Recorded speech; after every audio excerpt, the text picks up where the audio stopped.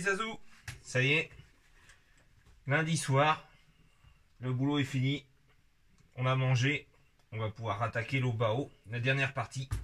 On va faire le train arrière maintenant, le diff arrière. Et du coup j'ai commencé à démonter, j'ai pris d'avance, donc j'ai démonté le pare-choc arrière, j'ai commencé. Et du coup, mes deux écrous de hier soir, que je savais pas où ils étaient, et ben ils sont dessus, sur les coniques. Ils sont sur les deux vis qui sont derrière. Elles sont plus longues que celles du milieu. Et en fait, ils ont mis des écrous dessus. Et ça, je savais pas. C'est en démontant celui-là. Je dis, et là, je regarde, je fais, ah, il y a des écrous. Du coup, je dis, ah, bah c'est bon. J'ai trouvé où ils vont. Donc, impeccable. Bon, l'arrière, on va démonter. Je vais essayer quelque chose. Je pense que je vais démonter les 4 là.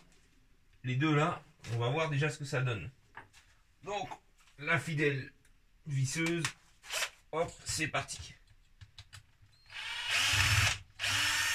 Hop, les deux. Donc je vais défaire les deux du renfort plastique là. Et on va voir ce que ça donne. Bon, je sais pas pour vous si la journée s'est bien passée, si vous êtes en vacances. Moi, bah, c'était la reprise, donc c'est pas facile. Je me sens un peu fatigué, mais bon. Comme tout le monde, c'est dur de reprendre.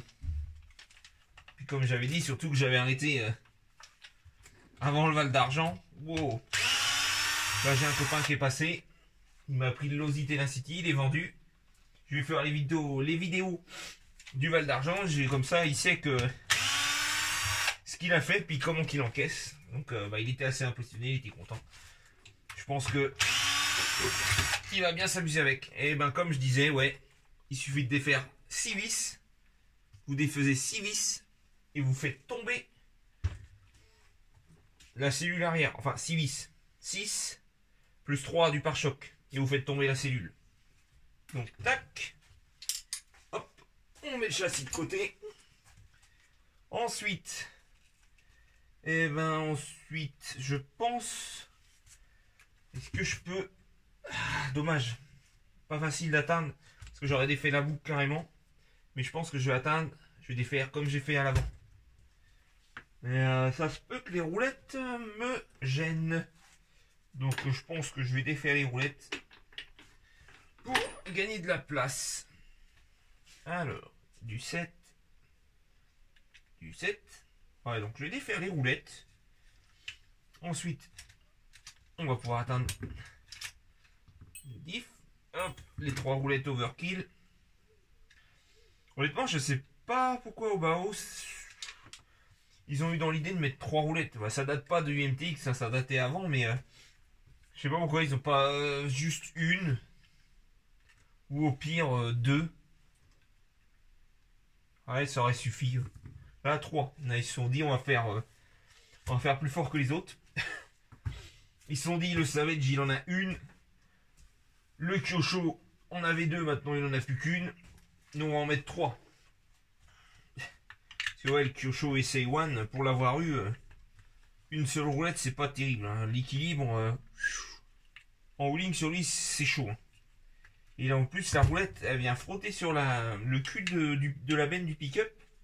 Sur les SA1, donc ça va pas en fait. Ça frotte à mort et tout. Pour l'avoir eu, je sais ce que ça donne. Hop, alors. On laisse les vis dedans. Tac. Comme ça, on va pas les perdre. On sait où qu'elles sont. Alors, ensuite. Rebelote, je redéfais les deux là, et. Ah, franchement, l'accès est quand même pas mal. Ça se fait quand même assez rapidement. Hein. C'est pas trop mal. Hein. Parce que je crois bien que sur l'HPI Savage, l'accès est quand même plus. C'est plus long. Hein. C'est pas aussi facile, il me semble. Après, j'en ai eu. Un Savage Flux, j'en ai eu qu'un seul. Alors, c'est pour ça que en total, j'en ai eu que 2 des Savage. J'ai eu le 3,5 en thermique il y a très longtemps. Et puis le dernier, le XL. Mais je ne l'ai pas gardé. Parce que je sais pas. Parce que je sais plus ce que j'ai pris à la place. Et ça se trouve, ce que j'ai pris à la place n'est déjà plus là. Mais je sais que je l'ai eu. Alors, voilà. Tac.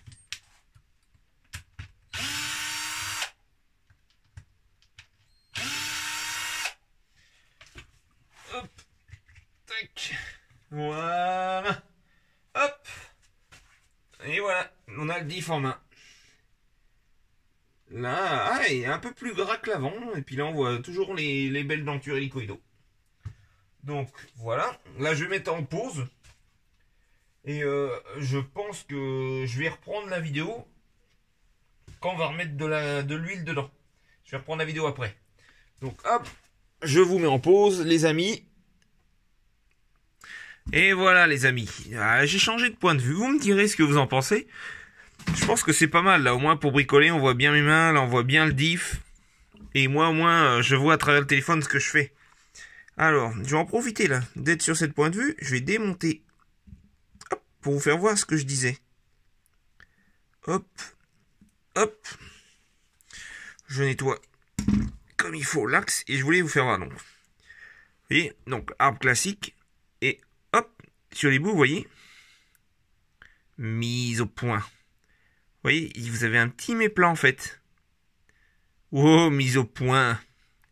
Mise au point. Voilà, vous voyez, vous avez un petit méplat en fait. Et ça va se mettre dans la gorge du corps de diff. Et je connaissais pas. Hop. Ah si, on a quand même une petite rondelle. Je me demandais s'il y en avait une. Ouais, il y en a bien une. Hop. Ah, elle est amoureuse, elle reste collée. Hop.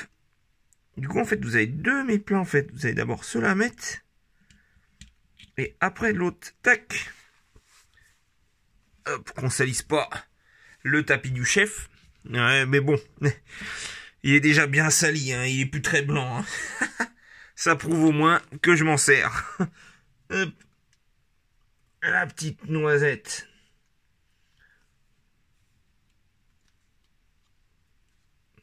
Tac. On va laisser tranquillement. Nettoie bien. Hop. Donc, comme à l'avant, j'ai mis de la 300 000.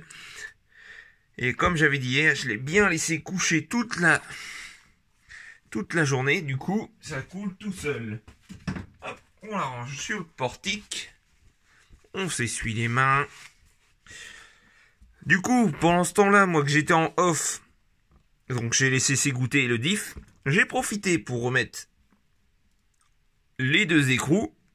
Donc ça, on est bon. Là, ce qu'on va faire, on va remonter le diff ensemble sur le châssis. Et puis, je terminerai là-dessus la série de vidéos sur le MTX pour le moment. Parce que après les bacs lipo, je vais essayer déjà, dans un premier temps, de les mettre dans l'autre sens, voir ce que ça donne. Et puis, après, je sais pas ce que vous en pensez. Je vais peut-être... je vais pas avoir beaucoup de choses à bricoler. Donc, je pense que ce qu'on va faire, après, je prendrai la caméra, peut-être demain ou après-demain. Puis, je sais pas ce que vous en pensez. On va faire un petit tour de l'atelier. Que je vous présente un peu tout ce que j'ai dans mon atelier. Et puis, voilà, éventuellement parler de ce que je vais faire comme projet dans l'avenir.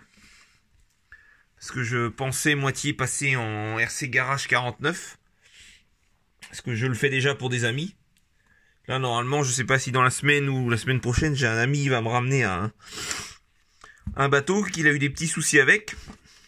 Un Proboat, un Sonic Quake V2.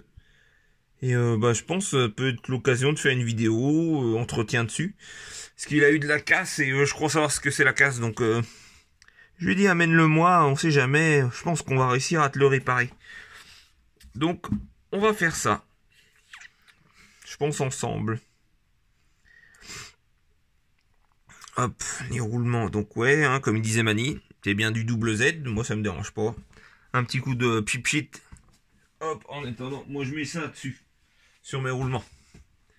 La Hobbytech. La Lube In, je la trouve pas mal. Pour une fois, Hobbytech font des choses bien. Lube In, Hobbytech. Allez. Ah, ça c'est cool.